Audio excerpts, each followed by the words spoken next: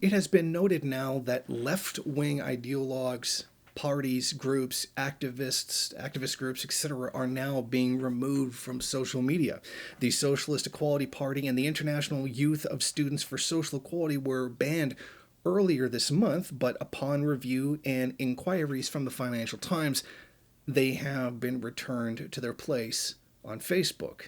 Of course, the Socialist Equality Party should be questioned for refusing to acknowledge that Roman Polanski should be extradited for child rape, and they called that imperialism. But I digress. But now Facebook is considering removing posts that critique Zionism. So please stop killing Palestinians. No. And you get removed for asking that. If you point out how Palestinians have been murdered by Zionist occupier policies, you're now going to be, or potentially be, in violation of the rules. Now, not to mention that a lot of left-wing activism, like BLM, are now being removed. Now, what the platform is doing, not just Facebook, but I mean, come on, this is coming from all social media in general, is that this is all some kind of moral equivalent.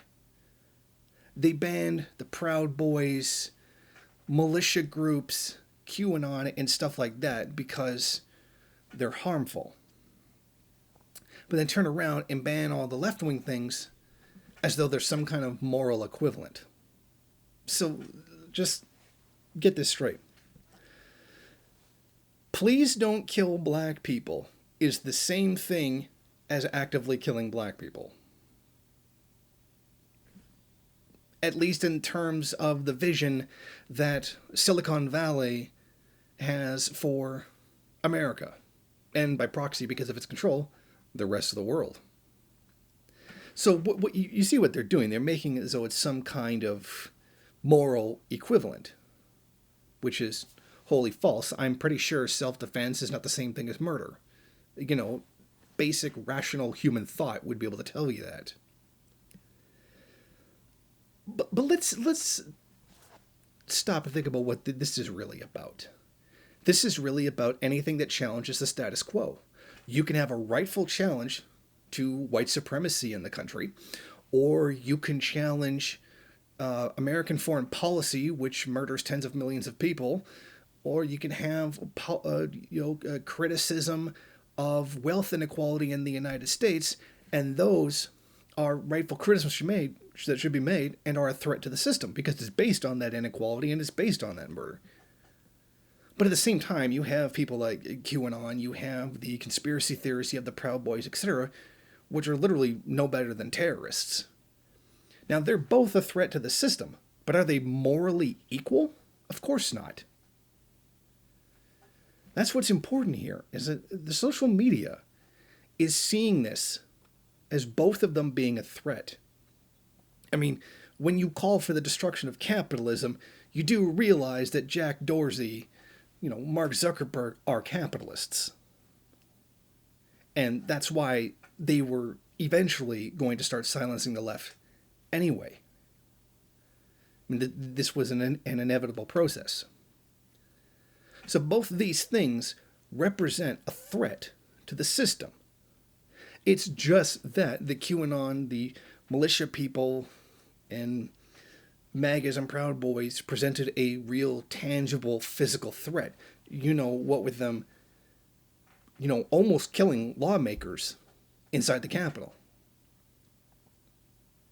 So, but you see what I'm trying to explain here? They both present a threat, although those threats are not equal. And those threats are certainly by no means any kind of moral equivalent. Now, let's be honest, it's been the liberals who have celebrated this entire cancel culture to begin with. Cancel anyone for saying anything that they don't like, even if it's completely nonsensical. And yeah, some things have been, people have gotten taken down for criticizing things that were completely nonsensical. And that's where we're at. We're at a point where there is no debate. You cannot question something that the SJWs in their infinite wisdom have decided is true. Anything that let's be honest, anything that serves the system. That's really what this is about, because if it presented a criticism of the system, then it gets removed. But if it doesn't present a threat, then it's okay.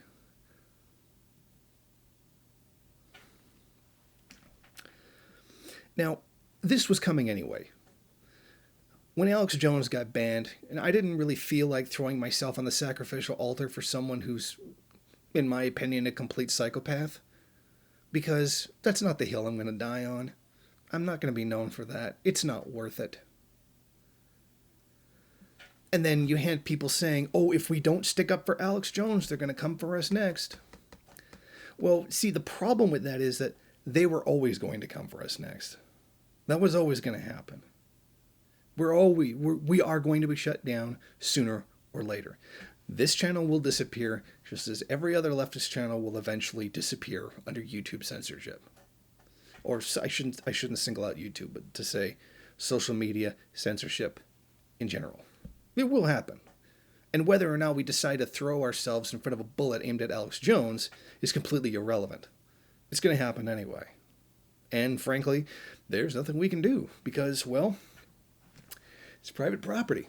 And you can do whatever you want with private property because it's yours. And that's a right.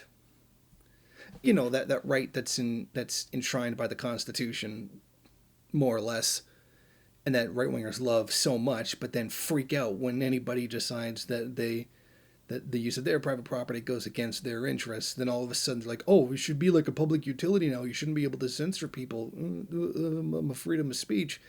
Hey, you're the ones that decided to choose private property over, human rights, so live with it. But that's the world we find ourselves in now. And the censorship of the left is gonna increase. But remember, it's all a plot by the left to censor anybody that's right-wing, because that's what the right-wing outlets have told us. It's all about a leftist conspiracy. Even though the people in power aren't leftists, they're liberals, which is a right-wing ideology.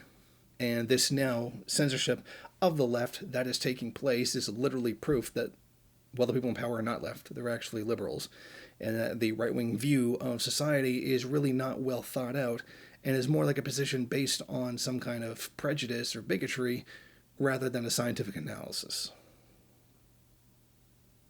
Thank you for watching. If you like this program, then please head over to my Patreon page and set up a monthly donation. It's your donations that keep this program running. Also, if you would like, please rate, comment, subscribe, and share in various social media.